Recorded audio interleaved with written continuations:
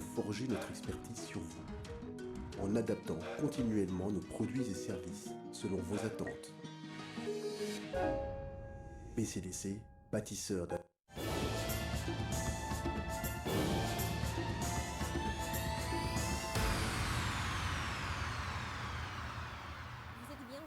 Télévision. Bonjour à tous et bienvenue dans cette nouvelle session des informations. À la une de l'actualité à l'Assemblée nationale, Christophe Mbosso, candidat au poste du président de cette institution, a dans son discours ce mardi 2 février devant les députés nationaux promis justement de suivre de près la situation des assistants parlementaires et des administrateurs du Parlement négligés par le bureau qui est dirigé Janine Mabunda. En outre, le Conseil d'État a donné le feu vert pour l'organisation après que les juges aient examiné la requête des candidats, invalidée justement jugée irrécevable. Par conséquent, le bureau d'âge de l'Assemblée nationale invite les députés nationaux à prendre part à la séance plénière de ce mercredi 3 février à 10h précises dans la salle de congrès du Palais du Peuple. Au poste de président et premier vice-président, Christophe Mbosso Kodia et Jean-Marc Kabound sont les seuls candidats retenus. Et à la Chambre haute du Parlement, on a observé une vive tension ce mardi lors de l'ouverture de la session extraordinaire à l'inscription d'un seul sujet à l'ordre du jour, à savoir l'adoption de la loi portant ratification de l'accord de la zone de libre-échange continentale africaine, les CAF, qui a suscité des controverses. Un groupe des sénateurs voulait l'ajout par le bureau de la pétition contre Alexis Thambwe Mwamba. Les explications, c'est dans ces récits signés Mandela Lunga. Ce pays appartient à tout le monde. Ce pays nous appartient à tous. Et je n'accepterai pas la dictature. C'est une plénière tendue. La session extraordinaire ouverte ce 2 février au Sénat se passe dans une ambiance électrique. Pour cause, le dépôt d'une pétition en déchéance d'Alexis Thambwe Mwamba, président de la Chambre haute du Parlement. Les points de vue sont divergents. Les sénateurs pro- et anti-pétition sont sur le point d'en venir aux mains. Dans leur divergence, les sénateurs soutenant la pétition exigent l'inscription de la question à l'ordre du jour, pendant que les soutiens de Thambwe Mwamba disent non avant de voir la plénière se poursuivre à huis clos. Au sortir de la plénière, Alexis Thambwe Mwamba est serein. Il réfute les allégations de détournement des 2 millions de dollars portées par le procureur près la Cour de cassation. D'habitude, l'ambiance au Sénat est toujours très sereine, mais aujourd'hui, elle était un peu électrique. Mais bon, finalement, on a pu expliquer notre point de vue. J'ai commencé par donner les explications aux sénateurs sur le courrier qui circule dans les réseaux sociaux, dans lesquels on prétend que j'ai pris 2 millions d'euros, 1 million de dollars. Je leur ai expliqué que les fonds avaient été consignés parce qu'ils étaient sortis très tard de la banque. Et le lendemain, ils ont été ramenés ici. J'ai donné les pièces justificatives que j'ai fait circuler. Donc ces fonds sont bien entrés dans le trésor. Il n'y a pas eu de détournement, disons, de ma part. Nous sommes en démocratie. Hein. Il n'y a pas de poste qui soit là pour la vie. Ça n'existait pas. Hein. On a un mandat, et un jour aussi ceux qui m'ont donné le mandat décident que je dois partir, je vais partir. Donc ce n'est pas la fin du monde. Hein. C'est pas la fin du monde. Donc j'ai un mandat, le jour où le mandat prend fin, je pars. Au sujet de la réquisition du procureur près la Cour de cassation, le deuxième vice-président du Sénat a répondu.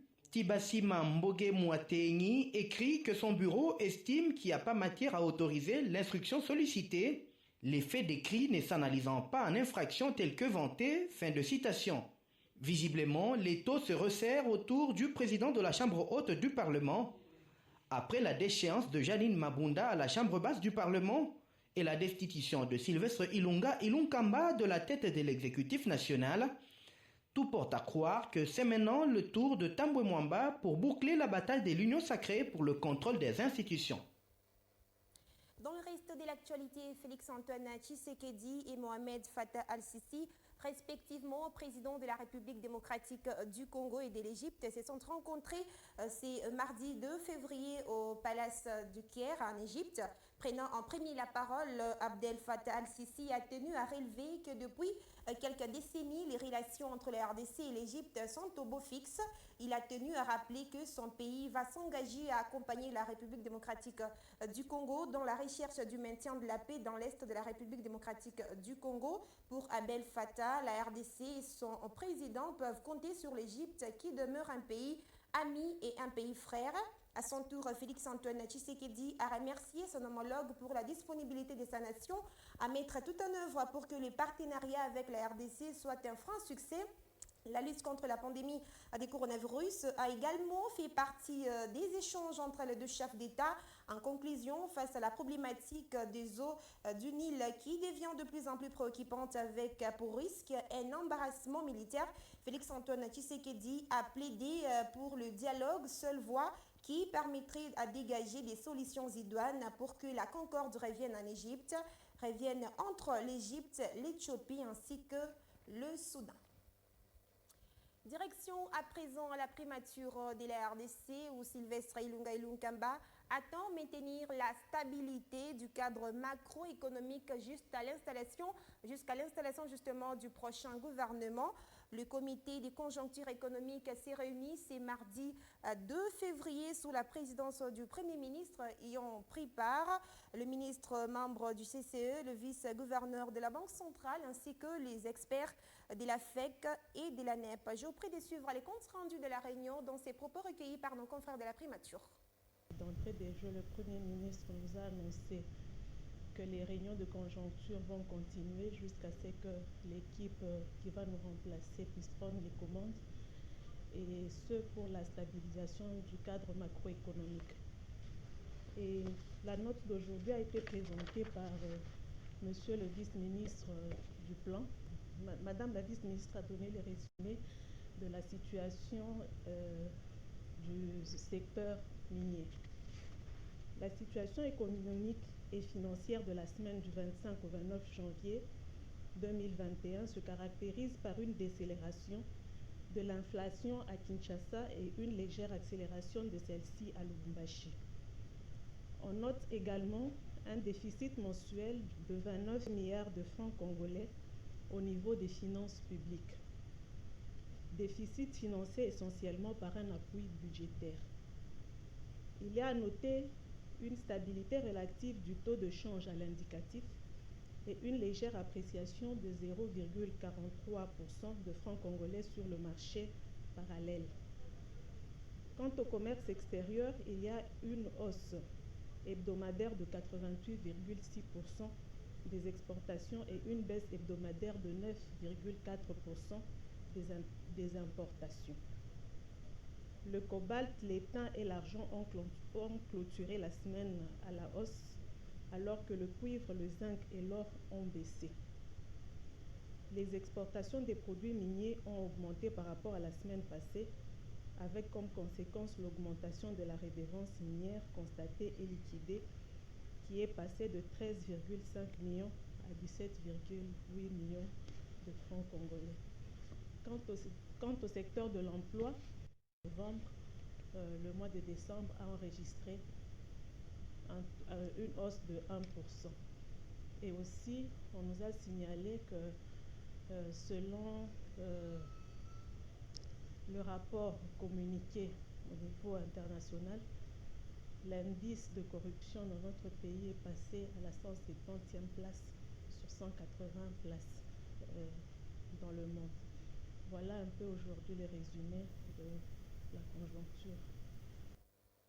Vous le savez, le président de la République, Félix-Antoine Tshisekedi, a pris un certain nombre de mesures dans un communiqué de la présidence signé le 31 janvier dernier. Ces communiqués limitent les compétences des membres du gouvernement après la démission de ces derniers. Parmi ces mesures, on note également l'interdiction des engagements, des liquidations et des paiements de toutes dépenses publiques, ainsi autres que celles liées aux chargés du personnel. À ce sujet, notre rédaction a rencontré Maurice Banza, politologue de son État et analyste des questions politiques, qui a réagi en ces termes dans ses propos recueillis par Fabrice Chita et Glovic Mpoyo.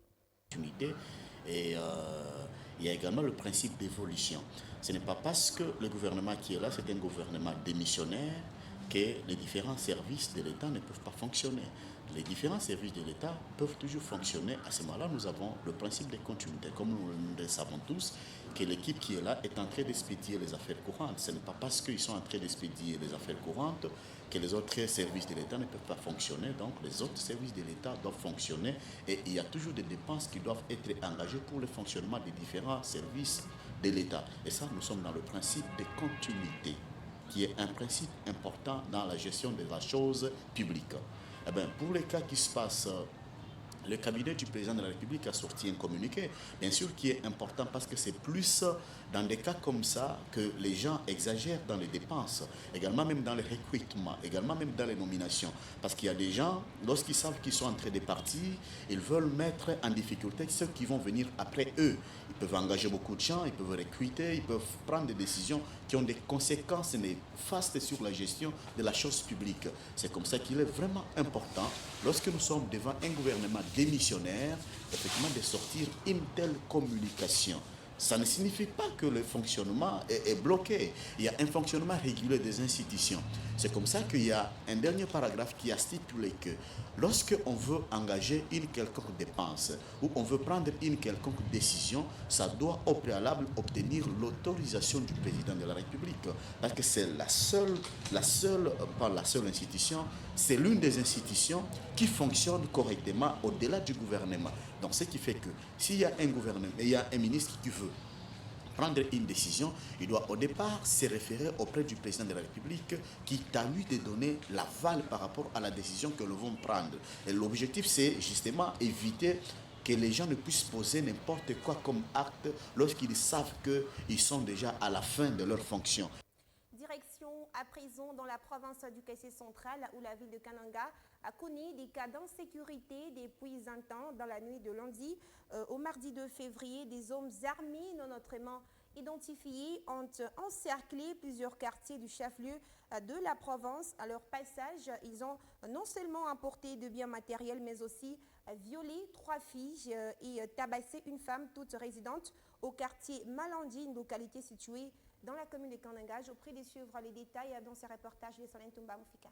0h du matin que ce malfrat ont débuté leur sale besogne. La première maison à être visitée est celle d'un opérateur économique, M. Serge, en face de la résidence du fait Mukenge Chabantou, premier gouverneur de l'ex-Kasaï occidental. Ici, M. Serge a reçu à s'échapper laissant sa femme dans la maison qui a été copieusement tabassée par ces hommes bien armés qui s'étaient introduits dans la maison en trouant la clôture avec des barres de fer. Dans cette maison, ils ont non seulement tabassé la femme, mais reçu à emporter une importante somme d'argent dont le montant n'a pas été révélé. Après avoir fait usage de coups de balle pour effrayer la population, mais ils ont été contraints par un policier qui faisait la garde dans la résidence d'en face, ainsi que par des cris de la population.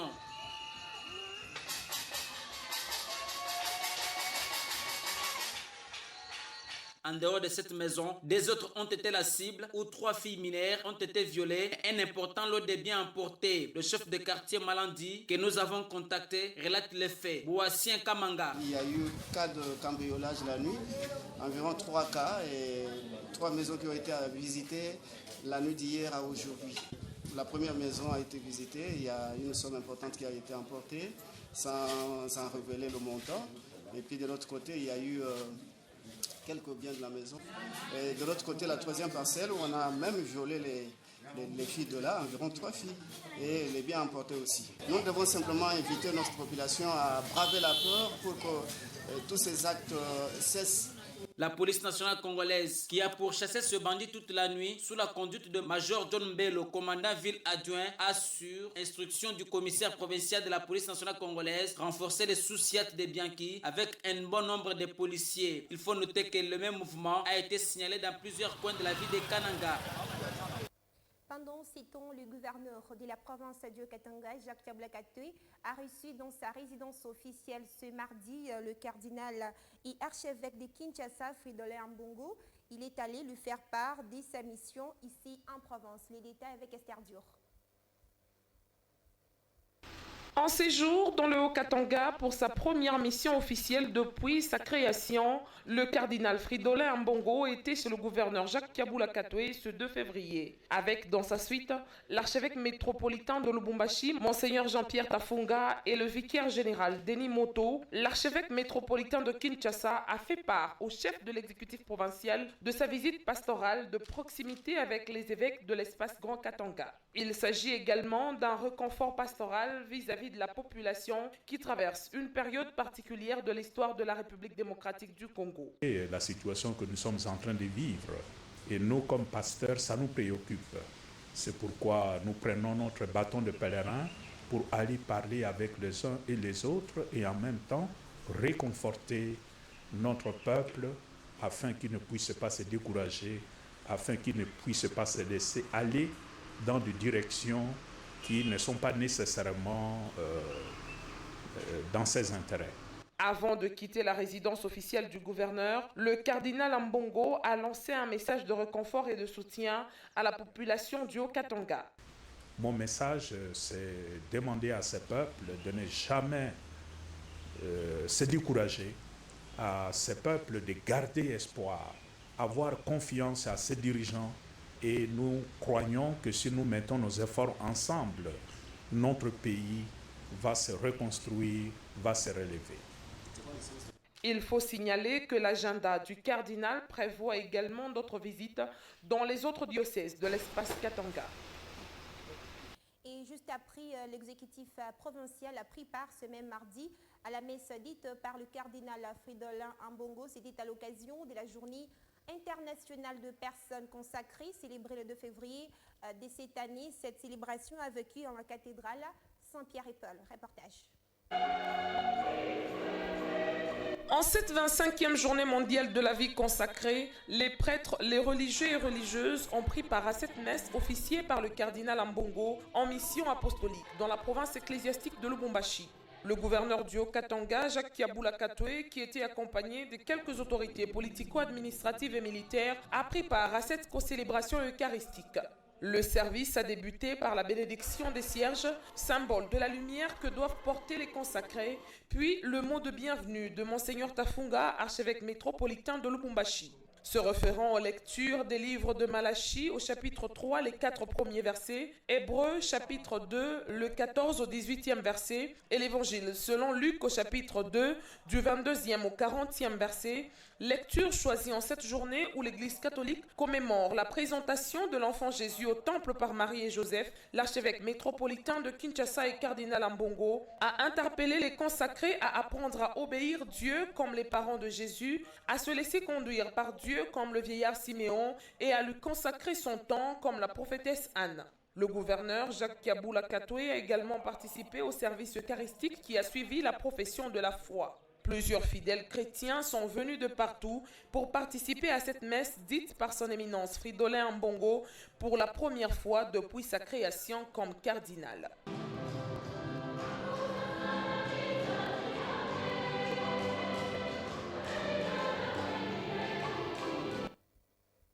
De son côté, le vice-gouverneur du Haut-Katanga, Jean-Claude Skamfwa Kimumba, a accordé son hospitalité ce mardi au directeur de la division des affaires politiques de la MONUSCO, François Grignon, en séjour en province. À l'agenda du jour, la situation politique et économique de la province. Par la suite, François Grignon a annoncé des consultations prochaines avec les autorités et forces politiques de la province sur la situation politique du Haut-Katanga. Je vous prie de suivre ces propos recueillis par Basile Bilali.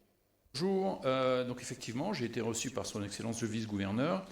Je suis donc François Grignon, je suis directeur des affaires politiques de la MONUSCO et je suis en visite dans le Haut-Katanga pour consulter les autorités et les forces politiques et de la société civile de la province sur, je dirais, la situation et comment ils voient les choses. Donc nous avons une discussion au cours de laquelle le vice-gouverneur a eu l'occasion de présenter la vision du gouvernorat pour le développement et la stabilité du Haut-Katanga. Et donc nous avons échangé sur ces sujets, la situation politique, économique. Brûlante, non, je ne pense pas. Mais disons que, comme vous le savez, la MONUSCO a fermé son bureau ici au Haut-Katanga. Nous sommes dans un processus de retrait graduel du Congo. Mais bien sûr, nous suivons toujours la situation politique dans chacune des provinces et nous gardons le contact avec les autorités, avec les forces vives de la nation dans chacune des provinces, de sorte à accompagner le processus de stabilisation. Ici, le Haut-Katanga est bien sûr très avancé dans cette situation, mais je pense qu'il était important de garder le contact. Et donc, je vais continuer ces consultations et ces contacts avec à la fois les autorités et les représentants des forces vives de la province. Et juste après, ce même mardi, le vice-gouverneur Jean-Claude Confoy a pris part à l'atelier des mises en commun des améliorations de parties prenantes au projet du rapport 2018 à 2019 et premier semestre 2020 de l'ITRDC. Cette cérémonie a été présidée par la vice-première ministre et ministre du Plan, Élisée Mounembouy, dans la salle Bukavu. Nous sommes au Pullman Hotel Grand Caravia. Regardez. À la cérémonie d'ouverture, le vice-gouverneur Jean-Claude Confoy Kimimba, au nom du gouverneur Jacques Kaboula Katoué, souhaitait la bienvenue aux invités avant de souligner l'implication et l'engagement de l'autorité provinciale dans la mise en œuvre de l'ITIE dans son entité.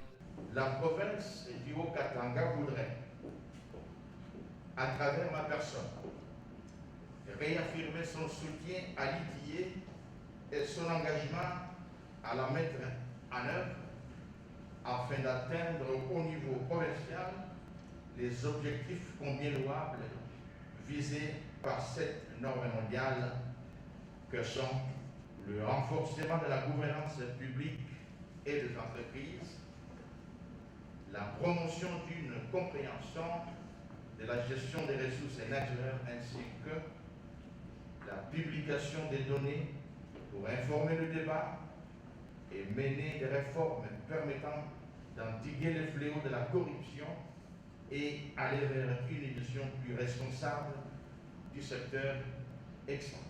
Le vice-premier ministre et ministre du Plan et présidente du comité exécutif de ITIE RDC a remercié le partenaire financier et le partie prenante présent à ce rendez-vous malgré le contexte difficile de Covid-19. Élisée Mounemboué leur a rappelé les exigences de la mise en œuvre de la norme ITIE en RDC. Qu'il me soit permis, avant toute chose, de remercier le gouvernement provincial du Haut-Katanga d'avoir permis la tenue des présences assises ici à Lubumbashi. L'ensemble des partenaires techniques et financiers qui accompagnent notre pays dans la mise en œuvre de la norme ITIE.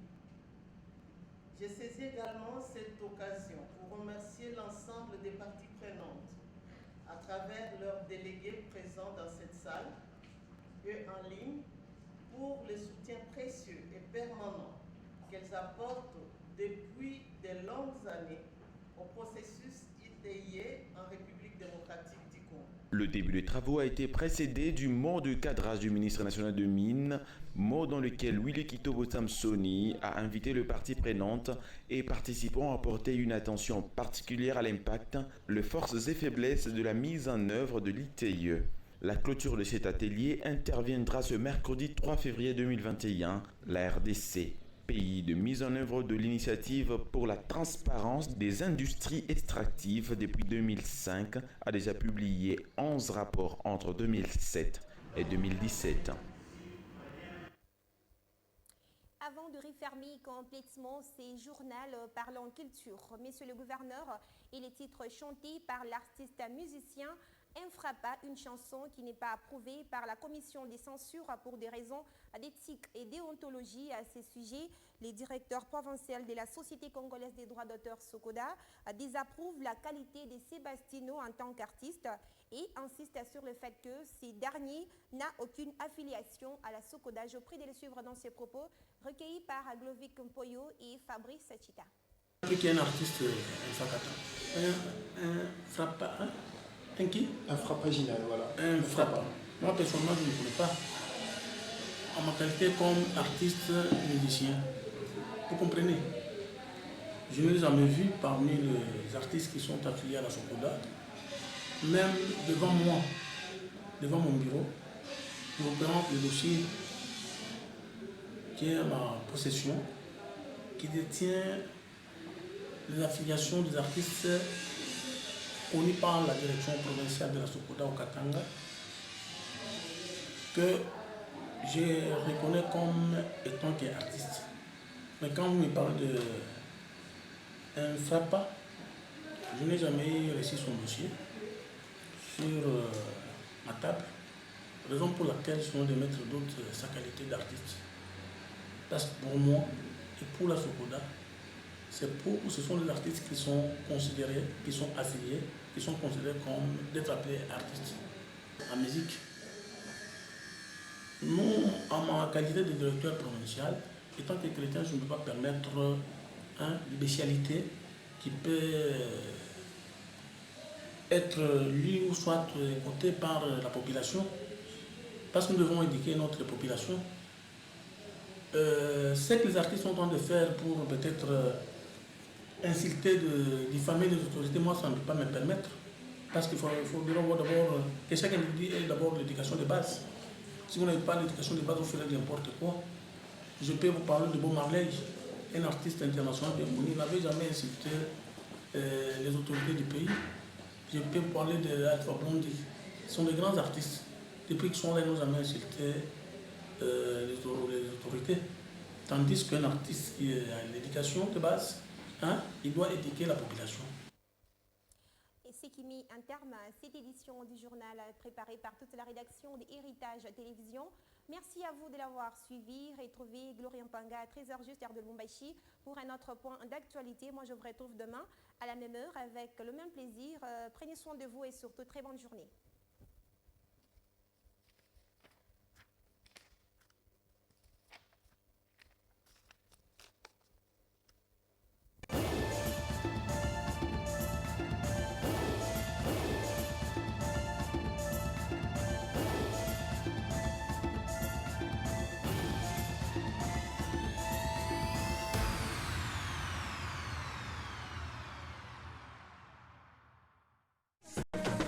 Ce journal vous a été offert par la Banque commerciale du Congo. BCDC, bâtisseur d'avenir.